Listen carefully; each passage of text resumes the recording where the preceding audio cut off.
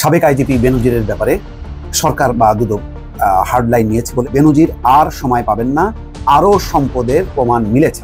ভারতের আধিপত্য থেকে যদি বাঁচাতে হয় তাহলে এই ফ্যাসিস্ট আওয়ামী সরকারকেও কিন্তু সরাতে হবে এবং এই ফ্যাসিস্ট আওয়ামী সরকারকে সরানোর জন্য সবাই একত্রিত ছাড়া। গাছের গায়ে কান পাতলেই শোনা যায় কান্নার আওয়াজ। ধারালো অস্ত্র দিয়ে আঘাত করলে কথা বলে ওঠে গাছ। না, ওটা আঘাত কিছু বলা যাবে না। আদৌ মামলা হবে কিনা সেটা কমিশনের ব্যাপার, কমিশনের সিদ্ধান্ত। যেহেতু বাংলাদেশ একটা চরম অর্থনৈতিক সংকটের মধ্য দিয়ে যাচ্ছে, ইতিমধ্যে আমরা চীনের কাছ থেকে 5 বিলিয়ন ইউয়ান চেয়েছি, তাই ভারতকেও প্যারালালি খুশি করবার জন্য এখন রুপিতে লেনদেনের চিন্তা করছে সরকার। আসসালামু আলাইকুম দর্শক, আজকের গুরুত্বপূর্ণ সংবাদে আপনাকে স্বাগতম। প্রিয় দর্শক, বর্তমানের যে রাজনৈতিক প্রেক্ষাপট খুবই স্থিতিশীল এবং এর পরিস্থিতি যে কেমন তা আপনারা নিজেরাই বুঝতে পারছেন। প্রিয় দর্শক, আগামী 21 জুন থেকে 23 জুনের মধ্যেই কিন্তু সরকার ভারত সফরে যাবেন এবং সেখানে তিনি কি করতে যাচ্ছেন আমরা ইতিমধ্যেই সকলেই জানি। প্রিয় দর্শক, এই সব বিষয়কে কেন্দ্র করে খুবই টালমাটাল অবস্থা এখন। দর্শক মণ্ডলী, ভিডিও শুরুতেই যে অংশবিশেষগুলো দেখেছেন তা দেখেই কিন্তু আপনি বুঝতে পেরেছেন আজকের নিউজটি ঠিক কতটা গুরুত্বপূর্ণ এবং ঠিক কোন দিকে ইঙ্গিত করছে।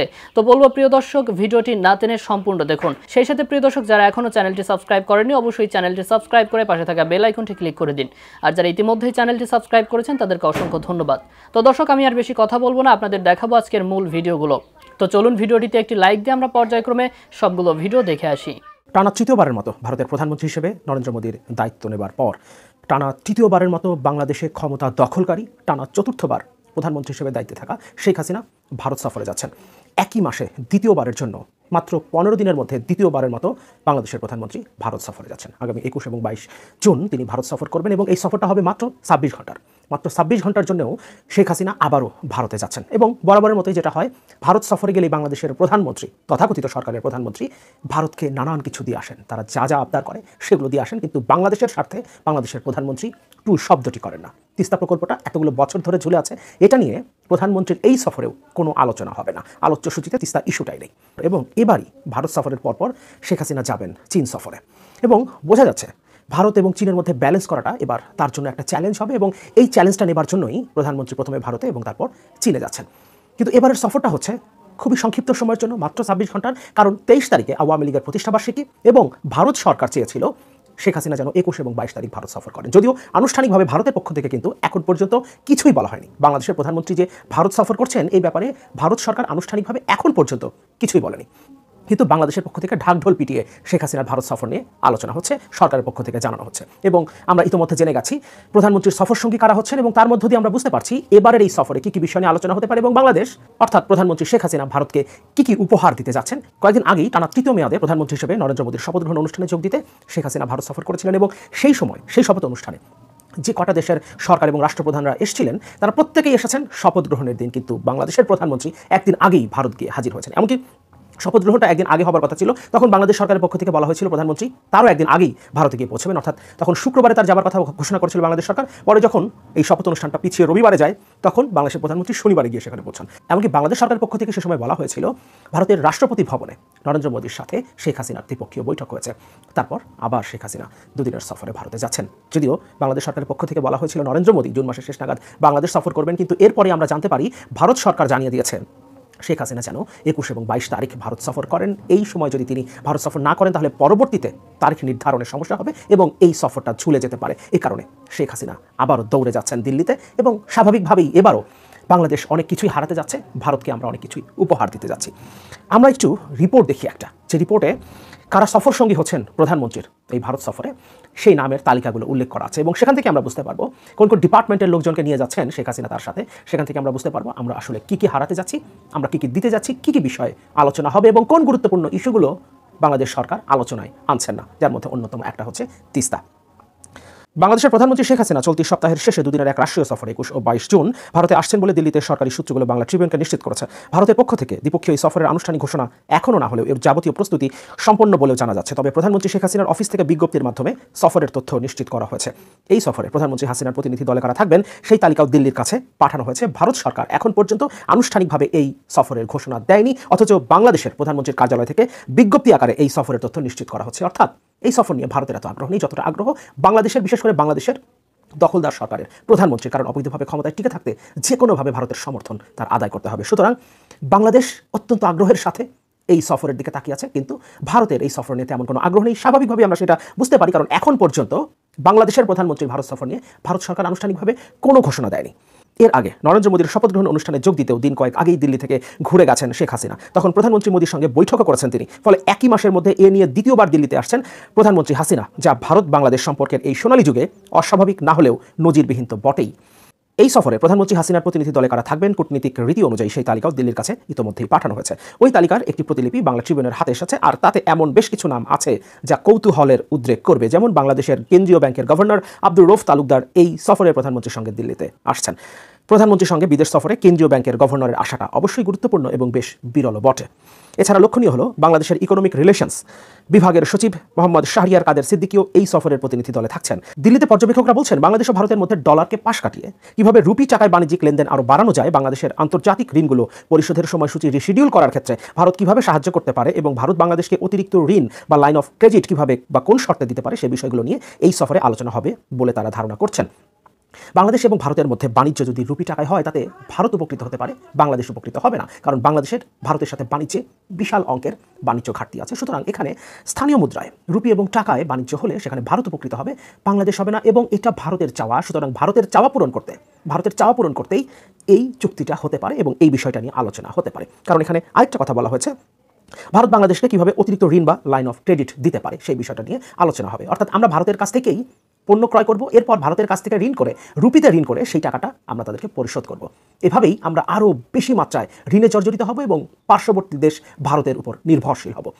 একইভাবে আমরা চীনের উপরও নির্ভরশীল হয়েছি, ইতিমধ্যে নির্ভরশীল হয়ে গেছি। নতুন করে আমরা আরও $5 বিলিয়ন চেয়েছি এবং এটা আমরা কিন্তু চীনকেই, তাদের কাছ থেকে আমরা যে আমদানি করি সেটার পরিশোধ করতে, তাদের কাছ থেকে আমাদের যে ঋণ নেওয়া আছে সেই ঋণ পরিশোধ করতেই ব্যয় করব। তার মানে দেশের অর্থনীতিতে এটা নতুন করে দেশের অর্থনীতিকে বাঁচিয়ে রাখতে কোনো ধরনের সাহায্য করবে না, বরং এটা চীনের চাওয়া যে তাদের সাথে লেনদেন যেন ইউয়ানে হয়, যেমন ভারতের চাওয়া তাদের সাথে লেনদেন যেন আমরা রুপিতে করি। সুতরাং এই ক্ষেত্রেও ভারতের চাওয়াকে প্রাধান্য দিয়ে বাংলাদেশ ব্যাংকের গভর্নরকে বগল দাবা করে প্রধানমন্ত্রী ভারতে যাচ্ছেন, যাতে ভারত যেটা চাইছে সেটা তাদেরকে দেয়া। সাবেক আইজিপি বেনজিরের ব্যাপারে সরকার বা দুদক হার্ড লাইন নিয়েছে বলে ধারণা করা যাচ্ছে। এখানে দুদকের আইনজীবীর বরাত দিয়ে যে খবরটি প্রকাশ হয়েছে তাতে বলা হচ্ছে, বেনজির আর সময় পাবেন না, আরও সম্পদের প্রমাণ মিলেছে। তার মানে যে সমস্ত লুকায়িত সম্পদ আছে দেশের বিভিন্ন অঞ্চলে ছড়িয়ে ছিটে, সেগুলো সন্ধান মিলেছে। আসলে এত সম্পদ কিভাবে মেলাবেন, কিভাবে হিসাব দেবেন, কিভাবে বলবেন যে তার স্ত্রী এবং পরিবার মানে ব্যবসায় ব্যাপক সাফল্য অর্জন করে এই সমস্ত সম্পদের মালিক হয়েছে। সামগ্রিকভাবে তো ব্যবসা বাণিজ্যের অবস্থা ভালো না, সেখানে বিচ্ছিন্নভাবে কীভাবে বেনজির আহমেদ মেধাবী পুলিশ অফিসার, কিন্তু তার পরিবারও যে মেধাবী, খুব মানে বাণিজ্যিক মেধাসম্পন্ন, সেটা মনে করার যথেষ্ট কারণ। এটি প্রমাণ করা দুদকের কাছে যথেষ্ট কঠিন, কারণ সম্পদের পরিমাণ তো খুব অল্প না, ব্যাপক। যেই জেলাতেই হানা দেওয়া হচ্ছে, পাহাড়, জঙ্গল, পর্বত, সমুদ্র, জলাশয়, সমস্ত জায়গায় পাওয়া যাচ্ছে সম্পদ, শুধু সম্পদ বেরোচ্ছে আর বেরোচ্ছে। আপনি বিবরণ করতে গেলেও অনেকের গলা বসে যাচ্ছে, এমন একটা অবস্থা।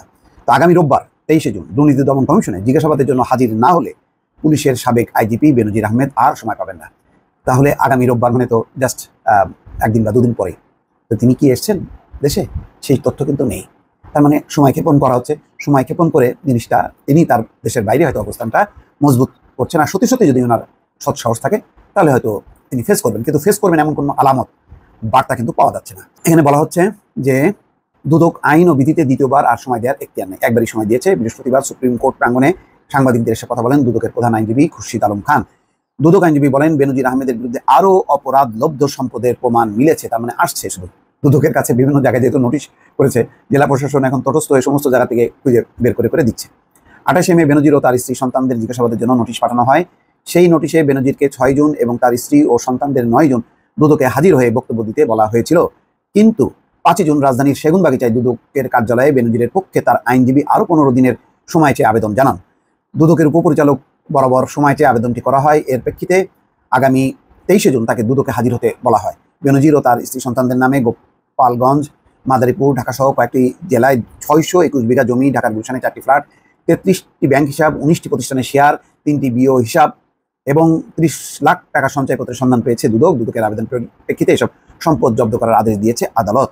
এইগুলো এখন মিলাতে হবে বেনজিরকে। এখন বেনজির সাহেব আসবেন কি আসবেন না। যদি রোববার তিনি না আসেন, বোঝা যাবে যে তিনি আর দেশে ফিরছেন না, তিনি সত্যি সত্যি মানে বিদেশে পালিয়ে গেছেন। ভারতের আধিপত্য থেকে এই দেশ এবং জনতাকে বাঁচাতে হবে। তো ভারতের আধিপত্য থেকে যদি বাঁচাতে হয় তাহলে এই ফ্যাসিস্ট আওয়ামী সরকারকেও কিন্তু সরাতে হবে, এবং এই ফ্যাসিস্ট আওয়ামী সরকারকে সরানোর জন্য সবাই একত্রিত ছাড়া কোনো উপায় নাই। আমরা ইতিহাসের পাতায় বারবার দেখেছি, এই সোভিয়েত রাশিয়াতে যখন কমিউনিস্ট পার্টি প্রথম সৃষ্টি হয় তখন 2-2.5 বছর ধরে ওদের যুদ্ধ চলেছে। কমিউনিস্ট পার্টি ছিল রেড ফোর্সেস, আর কমিউনিস্ট বিরোধী বিভিন্ন দল ছিল হোয়াইট ফোর্সেস। এরা সবাই মিলে কমিউনিস্ট পার্টির থেকে 10 গুণের বেশি শক্তিশালী ছিল, 10 গুণের বেশি। একবার যদি একত্রিত হতো কমিউনিস্ট পার্টি আর রাশিয়াতে তৈরি হতো না, সোভিয়েত ইউনিয়নই হয়তো তৈরি হতো না। কিন্তু সবাই আলাদা আলাদা মারামারি করছে, আলাদা আলাদা যুদ্ধ করার জন্য আলাদা আলাদা ভাবে রেড ফোর্সেস সবাইকে হারাতে সক্ষম হয়েছে।